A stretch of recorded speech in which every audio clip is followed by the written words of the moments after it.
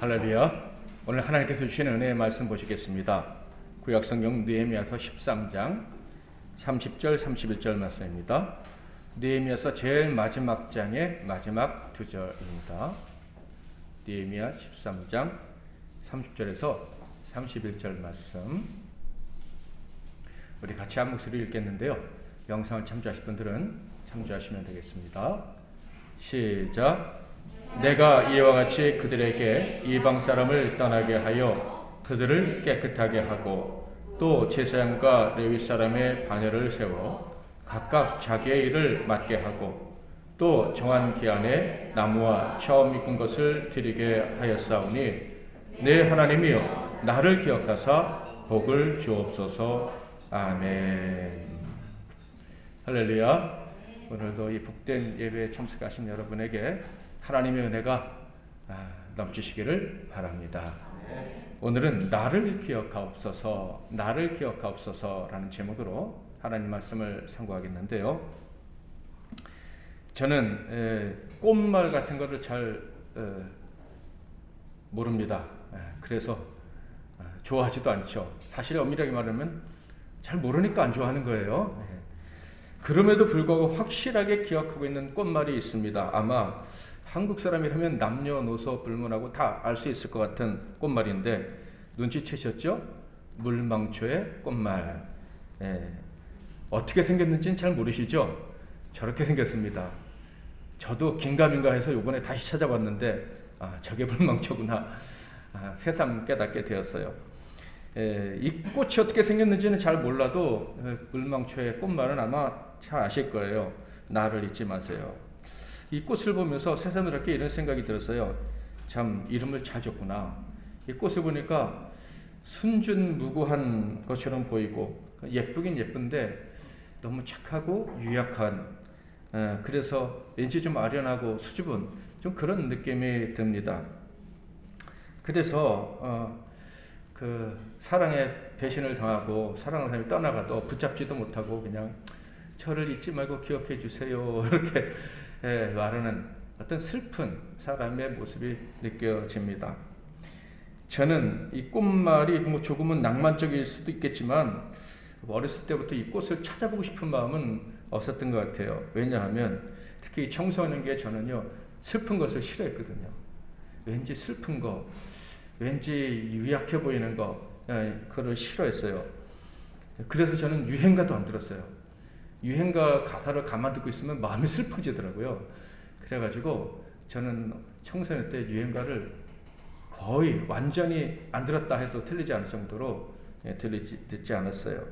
아마 천연성인계 저의 모습이 마음에 안 들어서 제가 너무 약하고 슬픈 일들이 많아서 아마 유행가도 싫어하고 물망초 꽃을 찾아보기도 싫어하고 뭐 그랬던 것 같아요.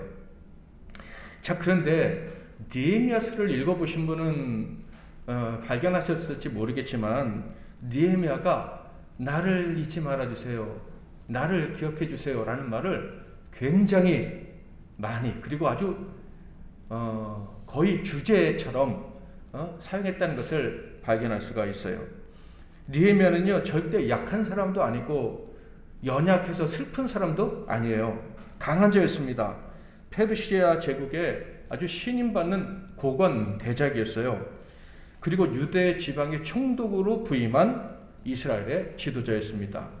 그런데 느헤미야서를 보면 나를 기억해 주세요, 참 약하고 슬픈 자들이나 할 법한 한 말을 참 많이 사용한다는 것을 발견하게 됩니다. 그중 한 두 구절만 볼까요? 느헤미야서 5장 19절 시작. 내가 이 백성을 위하여 행한 모든 일을 기억하사 내게 은혜를 베푸시옵소서. 그리고 마지막 절, 마지막 장 마지막 절 시작. 또 정한 기한에 나무와 처음 익은 것을 드리게 하였사오니 하나님이여 나를 기억하사 복을 주옵소서. 특별히 13장 31절 말씀은요 느헤미야서의 제일 마지막 절이라고 했잖아요. 나중에 말씀드리겠지만 이 구절은요 어떤 의미가 있냐면 구약 시대에 지어진 구약 역사에 관한 책들 중에서 제일 끝에 나온 책의 제일 마지막 절이에요. 그러니까 구약 역사를 딱 닫는 순간에 뭐라고 말한 거예요? 나를 기억해 주세요. 나를 잊지 말아 주세요. 이런 말을 한 거예요. 그러니까 굉장히 의미가 있는 말이에요. 그러니까 이 중요한 이 마지막 구절의 그 내용이 나를 잊지 말아 주세요 라는 것을 보면서 느헤미야가 잊혀지지 않기를 정말 간절히 원했구나, 뭐 이런 느낌도 들고요. 또 한편으로는 느헤미야는 자기를 정말 약하고 슬픈 존재로 봤나? 한 이런 그런 생각도 하게 됩니다. 그런데 방금 읽었던 5장 19절과 13장 31절을 보면 이런 거예요. 내가 모든 일을 행했으니까 기억해 주세요. 내가 이렇게 예물도 드리게 했고 정황기한에 뭐 이런 일도 하게, 백성들이 이런 일을 하도록 만들었으니까 저를 기억해서 저에게 복을 주세요. 뭐 이렇게 말하고 있어요. 그러니까 내가 이 정도 공을 세웠으니까 하나님 저 기억해 주셔야죠. 뭐 이렇게 말하는 것처럼 느껴진다 하는 거예요. 만약에 우리가 느끼는 그대로 느헤미야가 그런 사람일 것이다 라고 한다면 느헤미야는 진짜 연약한 사람이에요. 이런 사람 있죠. 좋은 일 다 하고 배신당해서 피의식만 가득한 사람. 내가 잘해줘봤자 소용없어. 사람들은 내 공로는 기억도 하지 않고 결국 뒤통수만 때려. 그래서 결국 소극적으로 변해버린 사람. 그런 사람이 느헤미야다라는 생각을 할 수가 있어요. 그리고 저는 이런 사람을 보면 모질이라는 생각이 들기도 해요. 지금 이 사람이 그래 느헤미야가 좋은 공을 세웠어요. 대단한 공을 세웠어요. 그런데 사실 하나님 앞에서 전능하신 주권자 앞에서 자기가 조금 뭐 이랬다고 그렇게 공을 내세울 수가 있어요?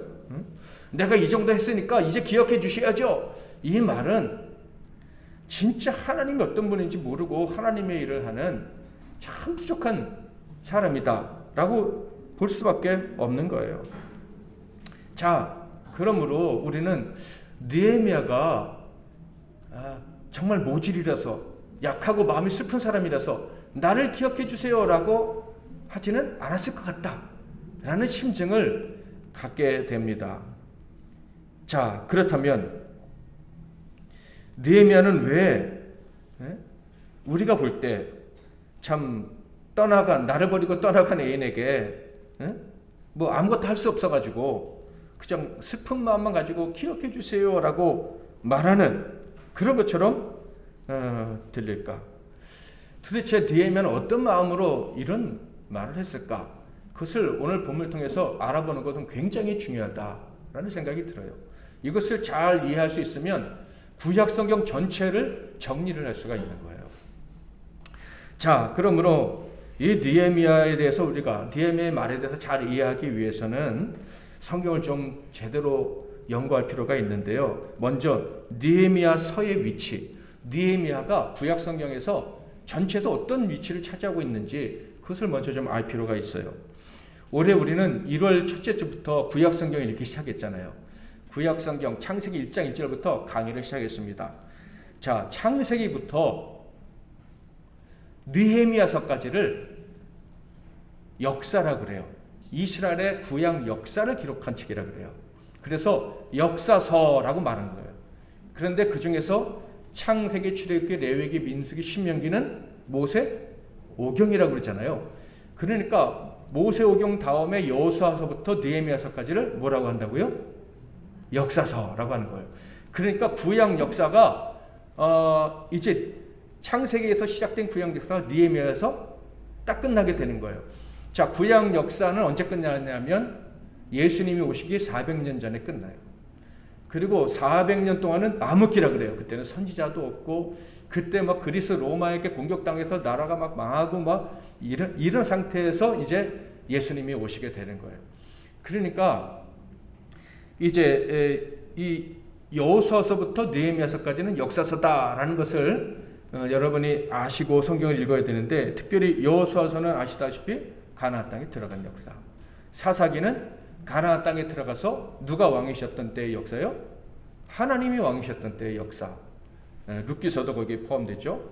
그 다음에 사무엘상하부터 역대상하까지는 어떤 역사죠? 하나님이 왕이신데 인간이 왕이 되겠다고 까불다가 점점 기울어가는 역사. 어디까지 기울어가게 돼요? 가나안 땅에 어떻게 들어갔어요? 포로에서 나와서 포로에서 해방돼서 가나안 땅에 들어가는 거예요. 하나님 약속의 땅에. 그런데 사무엘상부터는 어떤 얘기예요? 하나님이 왕이시라는 걸 거부해서 점점 포로를 향해 나아가는 역사인 거예요. 그래서 역대상하가 끝나면서 이스라엘 사람들은 포로로 잡혀가요. 자, 그 다음에 역사는 뭘까요? 역대상하, 에스라. 우리가 지난주에 말씀 참고했잖아요. 에스라, 느헤미야, 에스더는 포로에서 다시 가나안 땅으로 돌아오는 역사. 그래서 그것은 제2의 출애굽이다. 이렇게 말씀을 드렸어요.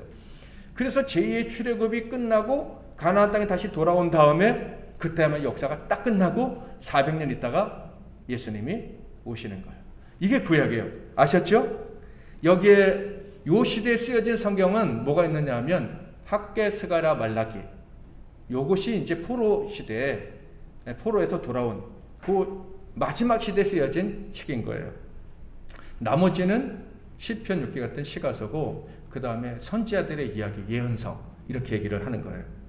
자, 이게 구약 역사인데, 자, 그러면 여러분은 어쩌면은 에스라, 느헤미야서를 계속 강의를 들으신 분들은 이런 생각이 드실 수가 있을 거예요. 야, 구약 역사가 좀 허무하게 끝나는 것 같다. 대단한 건 줄 알았는데 하나님께서 구원해 주셨는데 그 구원을 누리지 못하고 점점 기울어 가다가 망했다가 다시 돌아와서 끝났구나 라고 느끼실 거예요. 그런데 돌아와서 잘했느냐? 돌아와서 잘했느냐? 라고 볼 때 그렇지 않다는 거 아시잖아요. 그러니까 구약 역사는 왠지 실패한 것 같고 하나님을 열심히 섬긴 것에 대한 어떤 나름의 결과를 기대했지만 그렇지 못한 것 같다라는 생각으로 끝나는 것이 구약 역사다라는 거예요. 자, 마지막 구약시대 마지막 역사가 포로 귀환의 역사라고 그러는데 그걸 좀 세분해서 표로 만들어 봤어요.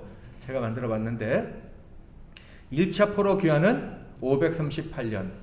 그러니까 바사의 고레스가, 바사는 페르시아입니다. 원어 발음은 그저께 이란 선교사님 만났더니 파샤라 그러더라고요. 파샤. 그 사람들은 자기네를 파샤라 그런대요. 그냥 웃기는 얘기 하나 해주면 우리 한국 사람도 옛날에 남자들이 오줌을 앉아서 넣었다 그러더라고요. 그 파샤 사람들도 그렇대요. 그래서 이란하고 한국하고 비슷한 게 많다 뭐 이런 얘기 하는데 그게 538년에 고레스가 칙령을 내려요. 이제 돌아가라. 그래서 537년 다음 해에 이제 예루살렘에 1차 포로 귀환을 하게 됩니다. 605년부터 잡혀가기 시작해가지고 70년이 됐을 때 이제 이스라엘 백성들이 돌아오기 시작한 거예요. 예언은 한층 그대로. 그 다음 2차 포로 귀환은 1차 포로 귀환으로부터 80년이 지난 458년에 에스라가 주도해서 돌아오게 됩니다. 요 1차와 2차 사이에 어떤 사건이 있었냐면 에스더 사건이 있어요. 에스더와 모르드게 사건이 1차와 2차 포로 귀환 사이에 파사제국에서 일어났던 일이에요. 그리고 3차 포로 귀환이 2차 포로 귀환으로부터 14년 후에 느헤미야가 주도해서 이제 일어난 사건인 거예요. 자, 여기가 이제 이스라엘 구약 역사의 마지막이에요. 이제 이게 마지막인 거 알았으니까 또 다시 처음 창세기부터 여기까지 한번 제가 싹 와볼 거예요. 오늘 좀 공부하는 분위기인데, 자, 하나님께서 태초 인류를 만드셨는데 그 인류가 타락했잖아요. 타락을 반복했잖아요. 그래서 특별한 민족을 만드셨어요. 누구죠? 아브라함의 자손을 택하시고 그들에게 언약을 주셨어요. 내가 너희로 하여금 나만 섬기는, 하나님만을 왕으로 알고 섬기는 특별한 민족을 만드시겠다 약속을 하셨어요. 그래서 야곱의 12아들이 애굽에 갔는데 430년 만에 큰 민족을 이루어가지고 가나안 땅에 들어와서 살게 됩니다. 거기서 하나님이 요구하신 건 딱 하나였어요. 하나님만을 섬겨라. 하나님이 왕이신 줄 알고 섬겨라. 그래서 사사시대가 시작이 됐는데 그 주변에 열강들이 있었고요. 유대에는 왕이 없었음에도 불구하고 열강들이 함부로 건드리지 못하는 아주 특별한 형태로 존재하는 나라로 있었는데 이 이스라엘 사람들이 하나님과의 언약이 싫었어요. 불순종하고 싶었어요. 그래서 세상처럼 왕을 달라고 요구를 합니다. 그래서 사무엘상이 시작이 되는 거예요. 사울이 나오고 다윗이 나오게 됐다. 그런데 말씀드린 것처럼 계속해서 어떻게 돼요? 사무엘상하, 열왕기상하, 역대상하는 계속해서 범죄하는 거예요. 하나님을 왕으로 섬기지 않았기 때문에 나라가 점점 기울어 가는 거예요. 그러다가 포로로 끌려가고 역대상하가 끝나게 되는 거예요. 그리고 나서 이제 애굽 대신에 바벨론으로 끌려갔던 사람들이 다시 돌아오게 되는 것이 에스라서인 거예요. 에스라, 느헤미야, 에스더. 자, 끌려갔던 사람들이 다시 돌아왔잖아요. 애굽에 갔던 사람들이 가나안으로 들어갔고, 또 다시 바벨론으로 끌려갔던 사람들이 하나님의 언약 때문에 이제 바벨론에서 가나안으로 돌아옵니다. 자, 그렇다면 1차, 2차, 3차 귀환까지 했으면 어떤 일이 벌어져야 돼요?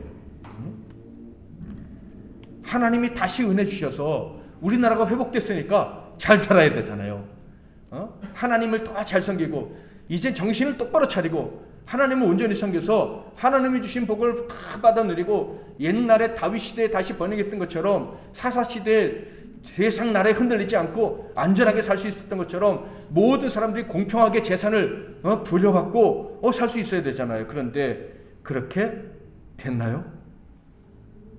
귀환한 사람들의 삶이 우리의 기대와는 달랐어요. 당연히 그들의 기대하고도 틀렸죠. 바벨론 파사 제국에 그냥 이어서 살면서 안정됐던 사람들이 그래도 하나님 섬기겠다고 다 포기하고 믿음으로 가나안 땅에 왔는데 행복하고 안전하게 살기는커녕 믿음까지도 잃어버렸다 하는 거예요. 귀환할 때 그 열정, 순결한 신앙, 우리만큼은 이 신앙을 지킬 수 있는 사람들이야, 우리만큼은 깨끗하게 하나님을 섬길 수 있어 라고 결단하고 온 사람들이 그냥 다 무너져 버렸다. 2차 귀환 때 에스라가 희망에 차가지고 왔어요. 이 귀환한 사람들에게 하나님 말씀을 제대로 가르쳐야지 하고 희망에 차서 왔고, 오는 과정 속에서 하나님의 도움도 막 경험했어요. 그런데 막상 와보니까 영적으로 엉망진창인 거예요. 제사장, 레위인까지도 다 이방 여인들과 결혼하고 우상 숭배하고 하나님보다 세상 물질을 더 섬기고 있어요. 그래서 절망했잖아요. 그래도 하나님 은혜로 신앙 개혁을 해가지고 다시 일어났습니다. 그런데 그때부터 14년밖에 지나지 않았는데 느헤미야가 고국의 소식을 듣고 애통을 합니다. 믿음도 무너지고 성벽도 무너지고 성문은 다 뜯어져서 불에 타버렸다. 이런 기가 막힌 얘기를 들어요. 그래서 이것을 개혁하고 다시 한번 하나님이 회복시켜 주신, 다시 돌아가게 하신 그 땅을, 하나님의 나라를 다시 세우겠다고 하면서 3차 귀환을 한 거예요. 자기 자리까지 다, 고관 대작으로서의 자리까지 내려놓고. 와서 보니까 성벽도 신앙도 다 무너져 있었죠. 1차, 2차 귀환할 때 그 귀환자들의 용기를 가지고 갔다는 거 다 알고 있는데 전혀 찾아볼 수가 없었어요. 하나님이 언약해 주신 대로 귀환했으니까, 하나님이 약속하신 땅에 가서 살게 되었으니까 정말 멋지게 잘 살고 있으리라 기대했지만 전혀 기대와 달랐다 하는 거예요. 그렇지만 느헤미야는 어느 정도 예상을 하고 왔잖아요. 에스라는 예상도 못하고 왔다가 낭망했지만 느헤미야는 이미 파사에서 예루살렘 소식을 딱 듣고 절망을 느끼고 울었었기 때문에 돌아와서는 그렇게 낭망하지 않고 힘을 냈습니다. 그래서 가장 먼저 한 일은 공동체의 정체성을 회복하는 일을 해서요. 아주 본질적인 건 아니지만 이 일을 해야만 했던 이유가 있어요. 여러분, 우리 교회가 우리 예배당이 있잖아요. 그리고 또 이 교회를 또 성전을 건축하기도 하잖아요. 이거는 하나님의 백성의 공동체의 정체성이라는 의미도 있지만, 우리가 이 교회 안에 머물면서 우리는 MBC 하나님교회 교인이야, 이런 교인의 정체성을 만들어가기 위해서 이 예배당을 만들고 교회를 건축하는 이런 부분이 있는 거예요. 이스라엘 사람들은요, 성벽까지 무너졌기 때문에 하나님이 우리를 보호해 주신다, 또 우리가 우리를 서로를 보호한다, 이런 것까지도 다 없어져 버린 거예요. 그래서 성벽을 재건해서 우리는 하나님의 도성 안에 거하는 사람들이고 하나님이 보호해 주는 사람들이라는 어떤 상징적인 메시지를 전할 필요가 있었던 거예요. 그래서 성벽 재건을 시작을 합니다. 예루살렘에 도착했을 때요, 얼마나 많은 대적들이 방해했는지 몰라요. 그런데 단 며칠 만에 성벽을 재건했는지 아십니까? 52일 만에. 이건 정말 기적 같은 일이에요. 자, 6장 15절에서 16절 같이 한번 읽어보겠습니다. 시작. 끝남에 우리의 모든 대적과 주위에 있는 이방 족속들이 이를 듣고 다 두려워하여 크게 낙담하였으니 그들이 우리 하나님께서 이 역사를 이루신 것을 알미니라. 아멘. 제가요 이 말씀 준비하다가 마음속에 이런 기도를 드렸어요. 이 기적이 우리 성도들의 삶에도 이루어지게 해달라고, 우리 교회에도 이루어지게 해달라고, 우리 성도들의 삶이 혹시 무너졌으면 52일 만에 딱 다시 서게 해달라고. 그게 뭐 산업이든지 가족들의 관계든지 뭐 학업이든지 뭐든지 간에 하나님 52일 만에 다시 딱 세워주세요. 그렇게 기도를 했어요. 그런 역사 있기를 축복합니다. 52일 말고 5.2일이면 더 좋겠어요. 하나님이 그렇게 회복시켜 주시는 은혜가 있길 바랍니다. 자, 그런데 이렇게 기적처럼 52일 만에 성벽을 재건했는데 이는요 사실 느헤미야의 강력한 리더십이 있었기 때문에 그래요. 그는 도착할 때부터 엄청나게 무서운 위협을 받았어요. 그런데도요 52일 만에 해냈다는 건 이 사람이 정말 대단한 사람이라는 거예요. 뭐 연약하고 슬퍼하고 이런 캐릭터가, 이런 성격의 사람이 아니다라는 거예요. 그가 처음 도착할 때 상황은 이렇습니다. 느헤미야 2장 13절 14절에 보면 그 밤에 골짜기 문으로 나가서 용정으로 분문에 이르는 동안에 보니 예루살렘 성벽이 다 무너졌고 성문은 불탔더라. 앞으로 나아가 샘문과 왕의 못에 이르러서는 탄 짐승이 지나갈 곳이 없는지라. 성벽이 어떻게 됐나 하고 가봤더니 성벽이 다 무너졌을 뿐만 아니라요, 무너진 이 성벽을 만들었던 벽돌들이 다 무너져서 골짜기에 쌓여가지고 골짜기에 물을 마시러 갈래도 길이 없어서 물을 마시러 갈 수가 없었다. 그러니까 완전히 처참하게 무너져 있었다, 이런 거예요. 이 악한 행동을 누가 했느냐? 2장 10절에 보면 그 사람들을 소개하고 있어요.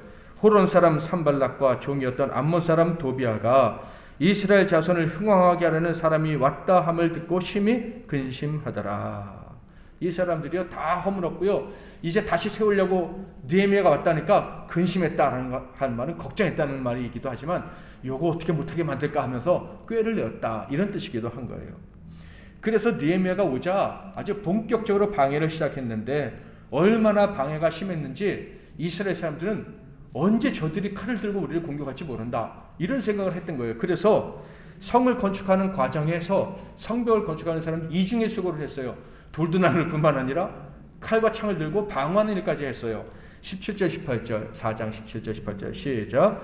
성을 건축하는 자와 짐을 나르는 자는 다 각각 한 손으로 일을 하며 한 손에는 병기를 잡았는데 건축하는 자는 각각 허리에 칼을 차고 건축하며 나팔을 부는 자는 내 곁에 섰었느니라.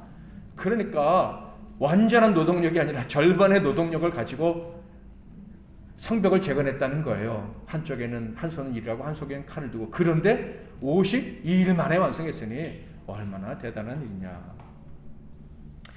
이렇게 성벽 재건을 시작한 그는요, 거기서 끝나지 않고 이제 종교개혁까지 시작을 합니다. 종교개혁하기 전에 한 가지 일이 또 있었죠. 문짝을 다는 일이 남았는데, 근데 어떻게 했는지 아십니까? 이 대적자들이 5번이나 만나자 그래요. 왜냐하면 만나자고 해놓고 암살하자고.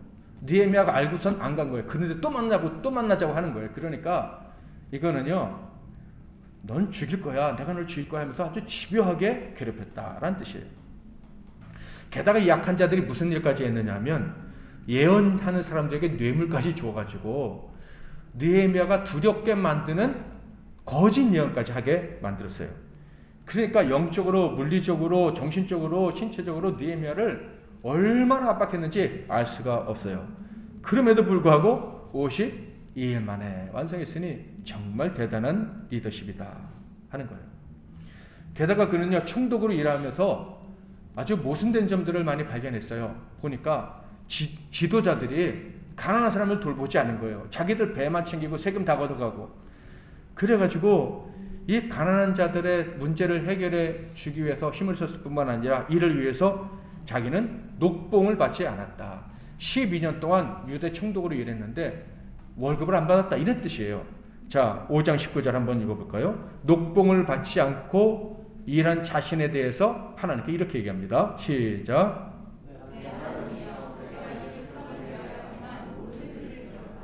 내게 은혜를 베푸시옵소서. 나를 기억해 주세요. 이때 또 얘기를 했어요. 자, 성벽 재건을 마친 후에 본격적인 신앙 개혁 운동을 했다고 했죠.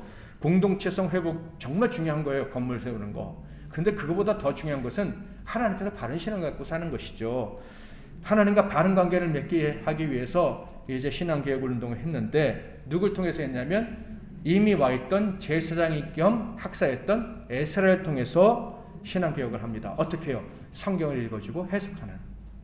하나님 말씀만이 개혁의 유일한 도구죠. 자, 어떻게 했는지 8장 2절 시작.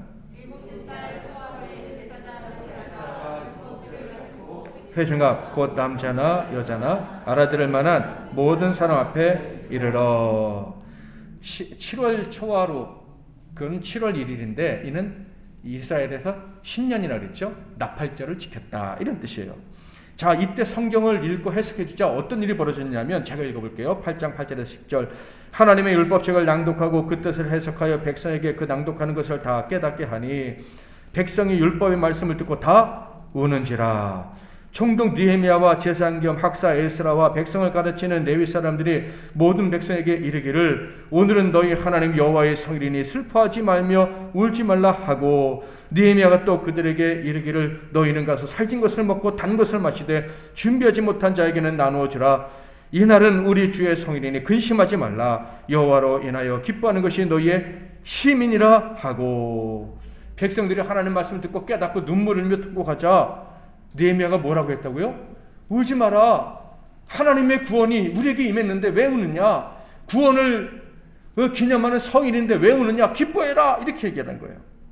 이는 하나님의 마음과 이 구원의 가치를 제대로 알고 있었다는 뜻이에요. 그러니까 느헤미야는 마음이 슬픈 자가 아니었다. 그렇게 유약한 자가 아니었다. 하나님의 구원 때문에 늘 힘을 낼 수 있는 사람이 바로 느헤미야였다. 그러니까 약해서 슬퍼서 나를 기억해 주세요. 이렇게 말한 것이 아니겠구나 하는 것을 우리가 짐작할 수가 있는 거예요. 그는 이렇게 신앙개혁을 했고요. 그래서 이스라엘 백성들이 다시 한번 이방 사람들과 이방 여인과 결혼하지 못하도록 절교를 선언하게 만들었어요. 그리고 이 백성들은 또다시 우리가 이방과 섞이지 않겠습니다 라는 맹세까지 하게 됐죠. 자, 그러면 여기서 질문을 또 해야 돼요. 제3차 포로귀환, 느헤미야의 위대한 리더십이 역사했던 이 3차 포로귀환은 성공적이었을까? 드디어 3세판이라 했는데 3차에 이르러서 드디어 제대로 된 신앙개혁이 이루어졌고 그래서 이스라엘은 이제 다시 일어나는가? 이 질문에 대한 답이 느헤미야서 마지막 장인 13장에 기록되어져 있는 거예요. 그런데 13장을 읽어보면 우리의 예상이 틀리지 않아요. 어떤 예상? 슬픈 예상. 그래도 또 안 됐을 것 같아. 여러분 어떻게 생각했는지 모르지만 저는 그렇게 예상을 했어요. 그런데 그게 맞았어요. 13장에는요 느헤미야가 12년가의 사역을 마치고 왕과 약속한 게 있었기 때문에 아닥사스다 왕에게 잠깐 갔다가 돌아옵니다. 보통 말을 타고 정상적으로 가면 한 2개월 걸린다고 했으니까 최소한 4개월은 흘렀겠죠. 좀 머물렀던 시간을 계산한다면 6개월이라고 넉넉 잡아 생각을 해보면 자, 그 정도 갔다가 돌아왔는데 어떤 일이 벌어졌는지 아십니까? 기가 막힌 일이 벌어졌어요. 13장 7절 8절 같이 한번 읽겠습니다. 시작.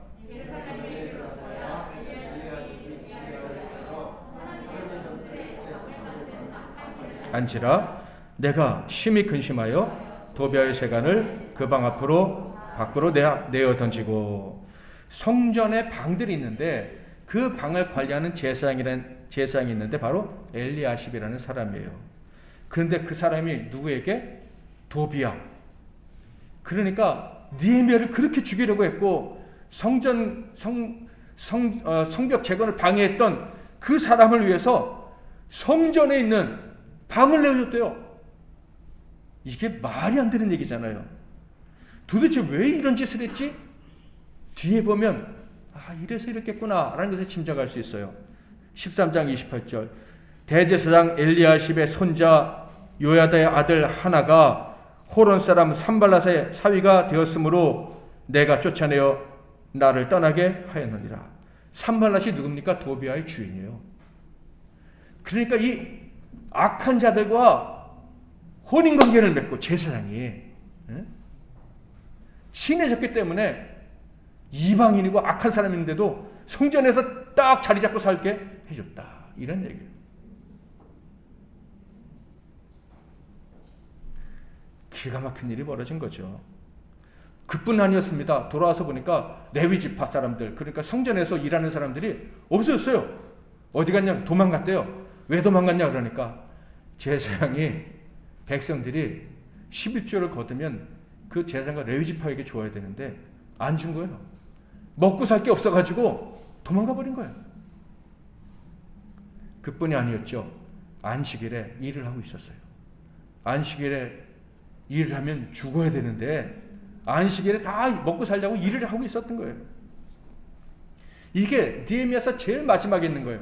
그래서 그게 13장 28절에 기록되어 있고요.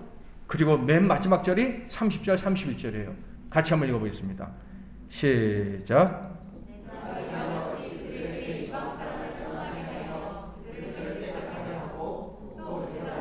레위 사람의 반열을 세워 각각 자기의 일을 맡게 하고 또 정한 기한에 나무와 처음 익은 것을 드리게 하였사오니 내 하나님이여 나를 기억하사 복을 주옵소서. 무슨 말이에요?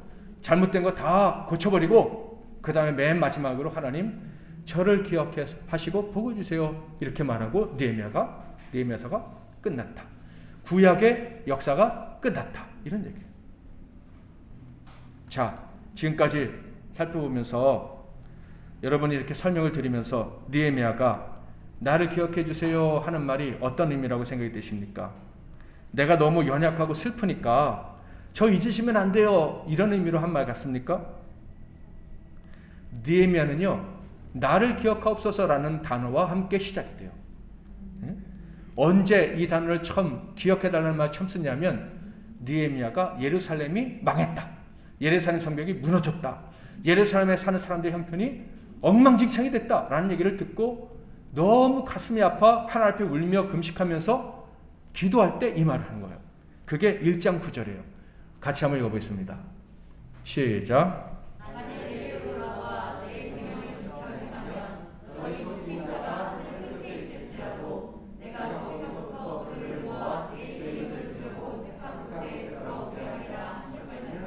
이제 청하건대 기억하옵소서. 그러니까 느헤미야가 기억해달라라고 할 때는요 사실 언제나 자기 입장, 자기만을 위해서 한 말이 아니라 이스라엘 전체의 대표자 입장에서 한 말인 거예요.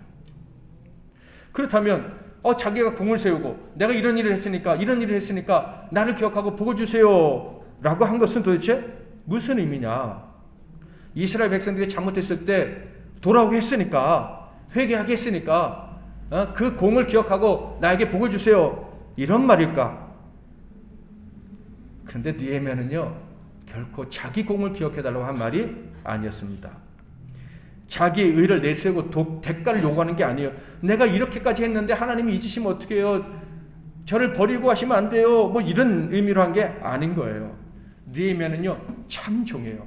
철저하게 주인의 뜻에 따라 충성했던 사람들이다라는 거예요. 그러니까 하나님 뜻이 뭐예요? 자기 백성 살리시는 거 아니에요. 이스라엘 백성 살리는 일을 위해서 온전히 헌신했던 종이다 이런 얘기예요. 여러분 진짜 종은 어떻게 한다 그랬어요? 누가복음 17장 10절 이와 같이 너희도 명령받은 것을 다 행한 후에 이르기를 우리는 무익한 종이라 우리가 하여야 할 일을 한 것뿐이라 할지니라. 자신의 공을 내세우는 사람은 종이 아닌 거예요. 내가 이 정도 했으니까 복 주세요라고 말한다면 그건 엉터리지, 모질이지 진짜 종이 아닌 거예요.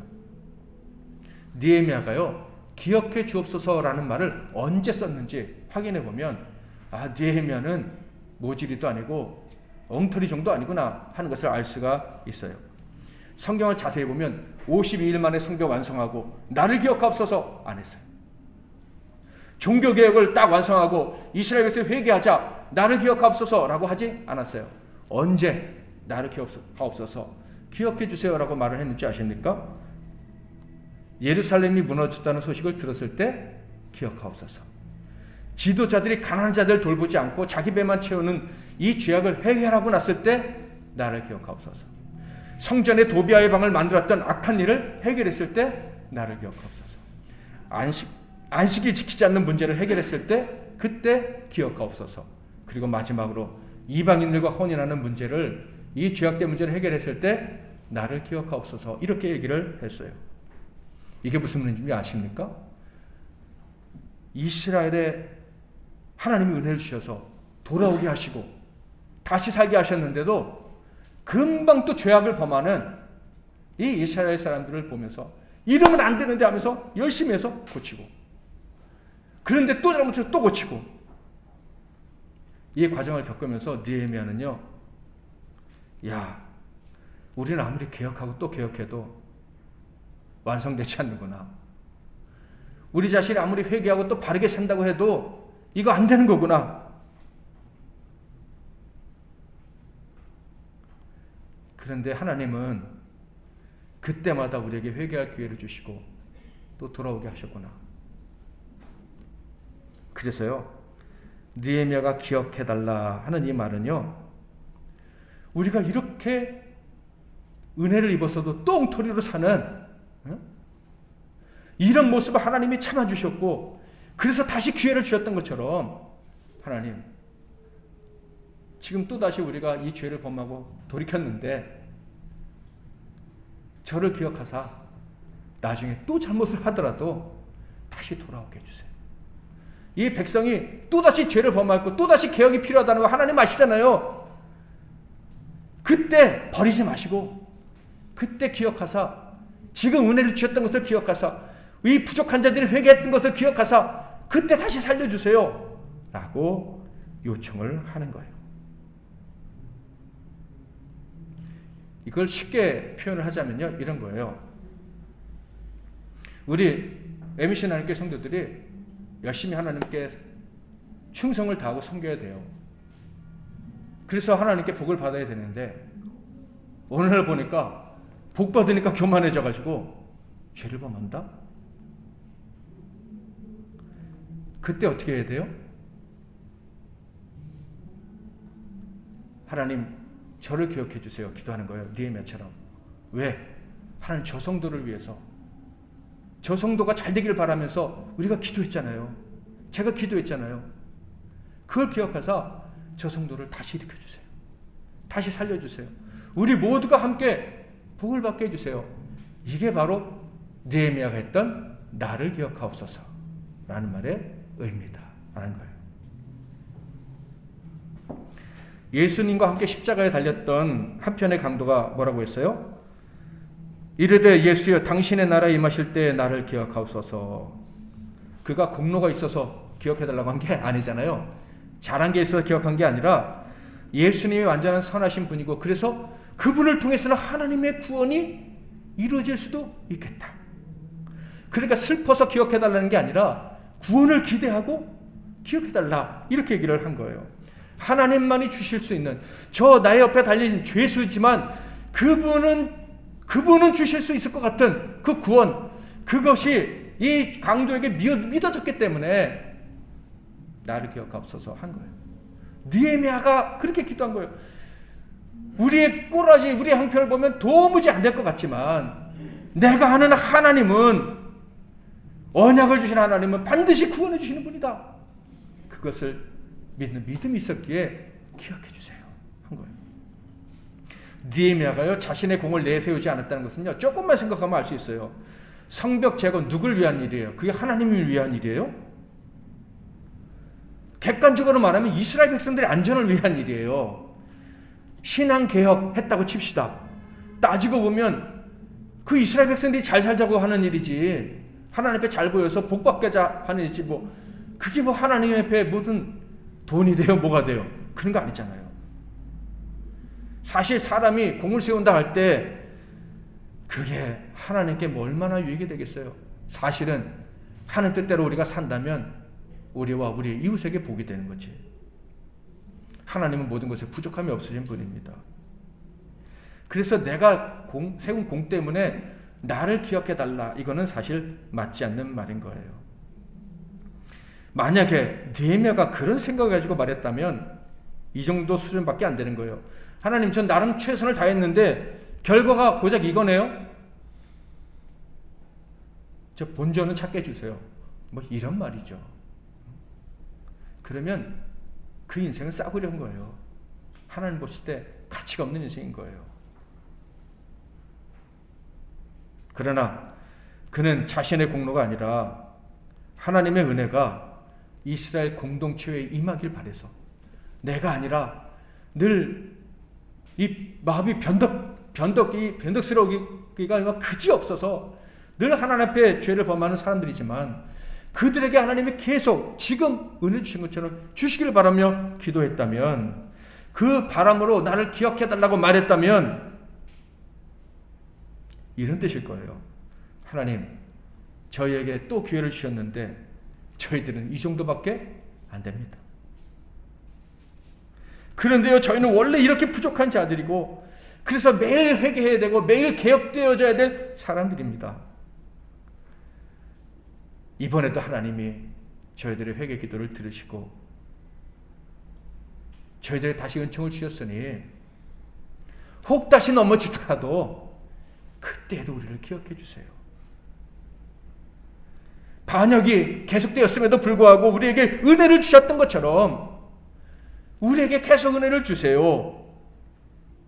그것이 부족하지만 저를 충성되이 여기셨던 저를 기억해 주시는 거예요. 이렇게 느헤미야가 고백을 할 것이라고 볼 수가 있는 거예요. 자, 구약 역사의 제일 마지막 리더의 기도가 저를 기억해 주세요, 엄밀하게 말하면 우리를 기억해 주세요 라는 것이었다면 그 기도는 응답이 되었을까요? 당연히 그렇게 됐죠. 하나님께서는요, 한 번 회개한 자들이 다시는 잊혀지지 않는, 다시는 포로로 끌려가지 않아도 되는 그런 엄청난 역사를 이루어 주셨어요. 그게 누구죠? 400년 후에 이 땅에 오신 예수 그리스도. 그래서 예수 그리스도를 믿기만 하면, 그래서 하나님 나라 백성이 되면 다시 마귀의 종이 되지 않는 거예요. 아멘. 다시 세상 나라에 끌려가지 않는 거예요. 비참한 과정을 거쳐가지고 겨우 회복되는 게 아니라, 우리가 아무리 큰 죄를 졌다 할지라도, 아무리 큰 실수를 했다 할지라도 예수 그리스도를 믿는 믿음을 가진 사람에게는 그저 회개하고 돌아오면 당장 은혜를 받는 그런 복을 하나님이 허락해 주셨다. 그렇게 느헤미야의 기도가 응답되게 하셨다 하는 거예요. 그래서 예수님께서 십자가에 달리실 때 이렇게 말씀하신 거예요. 한편 강도에게 내가 오늘 너를 낙원에서 기억해 주겠다. 잘한 것이 하나도 없었지만은 기억해달라는 느헤미야의 기도를 하나님이 분명히 기억하시고, 그래, 네가 잘한 것이 없지만은 내가 널 기억해 줄게. 낙원에서 네가 나와 함께 있을 거야. 십자가에서 죽으실 때 예수님은 온 인류를 대신해서 느헤미야의 기도를 기억하시고 이렇게 말씀을 하셨어요. 누가복음 23장 34절, 이에 예수께서 이르시되 아버지 저들을 사하여 주옵소서, 자기들이 하는 것을 알지 못함이니이다 하시더라. 이스라엘 백성들이 또 개혁이 필요하다는 거 아셨는데 벌하신 게 아니라 하나님 저들 기억해 주세요. 느헤미야가 했던 것처럼 그렇게 예수님이 십자가에서 죽으시면서 기도를 하신 거예요. 23장 46절, 예수께서 큰 소리로 불러 이르시되 아버지 내 영혼을 아버지 손에 부탁하나이다 하고 이 말씀을 하신 후 숨지시니라. 이게 무슨 말씀인지 아세요? 예수님이 숨지시는 순간 어디로 내려가시는 거예요? 음부로. 누구와 함께? 저와 여러분, 죄악된 모든 사람들과 함께 지옥으로 떨어지시는 거예요. 그런데 그 사람들의 대표로 뭐라고 하신 거예요? 아버지 저를 기억해 주세요. 아버지 손으로 저를 붙잡아 주세요. 이렇게 얘기하신 거예요. 저희들은 지옥에 떨어지지만 하나님 저희들을 기억하셔서 다시 살려주세요. 예수님을 아셨어요. 예수님이 살아나실 때 온 인류가 주를 믿는 사람들이 다 함께 살아날 것을 아셨어요. 이 예수님의 기도가 누구의 기도가 같다고 생각하십니까? 저는 느헤미야의 기도가 같다라고 생각이 드는 거예요. 나를 기억해 주세요, 잊지 말아 주세요라는 말은요, 단순히 잊혀질까 슬퍼하는 자가 하는 말이 아닙니다. 낭만적인 말도 아니고 그냥 애절한 소원, 근데 끝나는 그런 말이 아닌 거예요. 성경에 기록된 나를 기억해 주세요라는 말씀의 의미는요, 대단한 것입니다. 하나님의 구원의 영원함을 믿는 사람들이 할 수 있는 말이에요. 죄악과 그로 인해서 늘 개혁되어야만 하는 이런 우리 악함에도 불구하고 하나님의 구원의 은총은 영원하다는 것을 알고 믿는 사람들만이 이런 고백을 할 수 있는 거예요.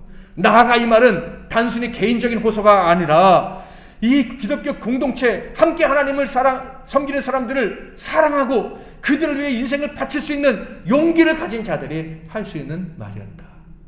아멘. 근본적으로요, 우리 신앙인들에게는 개인주의가 불가능한 거예요. 혼자 잘 사는 거 있을 수가 없어요. 혼자 잘 살고 싶었으면 느헤미야가 그 고관 대작의 자리를 버리고 예루살렘으로 올 이유가 애초에 없었죠. 하나님의 사람들은 자기 혼자 잘 먹고 사는 삶, 그런 걸 꿈꾸지 않습니다. 있을 수가 없어요. 하나님의 사람들은 처음부터 마지막까지 공동 운명체, 마지막까지 서로를 책임지다가 책임지기 위해서 때로는 모든 것을 다 내어주기까지 하면서 그렇게 사랑하며 섬기다가 천국에 가는 거예요. 사랑하는 성도 여러분, 우리 MBC 하나님교회 성도들은 평생토록 우리 가족 정도가 아니라 우리 교회, 그리고 나아가 우리 민족, 모든 믿는 사람들을 위해서 살다가 천국에 가는 그런 복을 다 누리시기를 바랍니다. 하나님이 우리가 이렇게 진심으로 사랑하는 것을 아신다고 느낄 때 우리는 말할 수 있는 거예요. 하나님, 저를 기억해 주세요.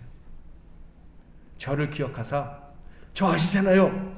하나님 나라를 얼마나 위하는지, 내가 성도들을 얼마나 사랑하는지 아시잖아요. 저를 기억해서 우리 성도들에게 복을 주세요. 이게 하나님의 사람들의 기도고 하나님의 사람들이 살아갈 길입니다. 마지막으로 옆에 계신 분들에게 이렇게 한마디 하고 설교 말씀 마치겠습니다. 하나님이 부족한 저를 기억하셔서 당신에게 복을 주실 겁니다.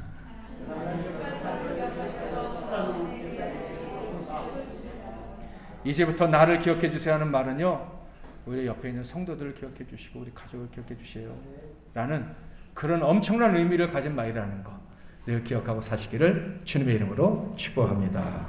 이에 예수께서 이르시되 아버지 저들을 사하여 주옵소서, 자기들이 하는 것을 알지 못함이니이다 하시더라. 아멘. 이제는 우리 주 예수 그리스도의 크신 은혜와 우리 하나님 아버지의 극진하신 사랑하심과 성령님의 위로교통 충만 복 주시는 은혜가 십자가에서 달리시어 음부로 내려가시던 그 예수님의 기도 때문에 하나님께 영원히 기억되고 하나님의 은혜를 영원히 누리게 될 이 복된 종들 한 분 한 분 위에와 이들의 기도 때문에 또 복을 받게 될 수많은 영혼들 위에, 그들의 가정과 산업과 미래 위에, 건강 위에, 이 나라와 이 민족과 세계 열방과 주님께서 피로 값지고 사신 우리 MBC 나눔교회 위에 이제로부터 영원토록 함께 하실지어다. 아멘.